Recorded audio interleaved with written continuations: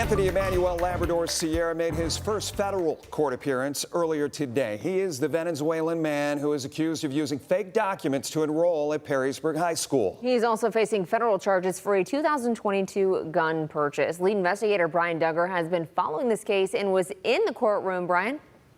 Yeah, despite being shackled and wearing an orange Lucas County jail jumpsuit when he entered the federal courtroom of Judge Darrell Clay, Labrador Sierra appeared very much at ease. He smiled several times to those in the gallery and to his attorney, but he's facing 3 very serious charges: possession of a firearm by an illegal alien, making false statements to purchase a firearm, and using false documents to represent himself as a citizen.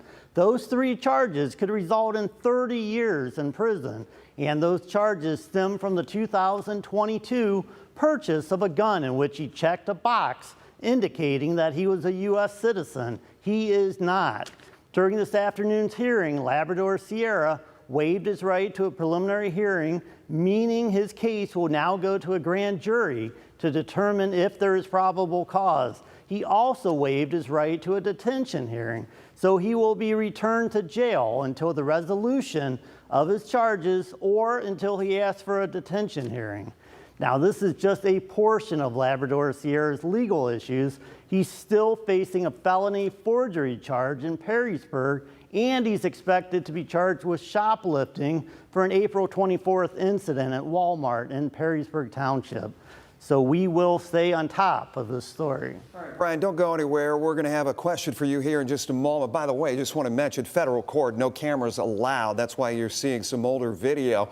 Perrysburg Schools has provided another update tonight about the district's investigation into Labrador Sierra. In a statement released today, the district said at no time during the enrollment process did Labrador Sierra report abuse or labor trafficking to Perrysburg School staff members. However, a Perrysburg police report stated that that Labrador Sierra had claimed he was the victim of human trafficking and wanted to become a student. Now, the district also said he never provided a birth certificate during the initial enrollment process. The district says the McKinney-Vento Act requires schools to immediately enroll unaccompanied minors, even in the absence of standard paperwork. Labrador Sierra was asked, but not required, to provide documentation.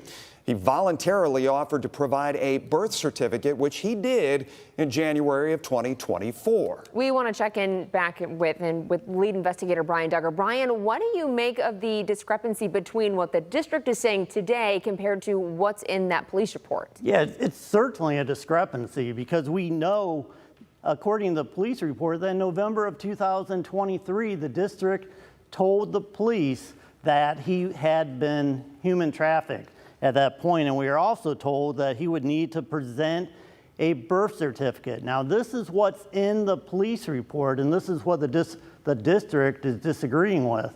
But here's the thing. We asked the district for all communications related to this case, any of it, and what we were told is that they don't have to give us that information because FERPA protects Labrador Sierra. However, we discovered that FERPA does not protect a student if it's a fraudulent student. So at this point, we believe they should give us those communications, and they have not done so. But that would certainly answer a lot of the questions in this case. So reporting in studio, this is Brian Duggar for 11 Investigates.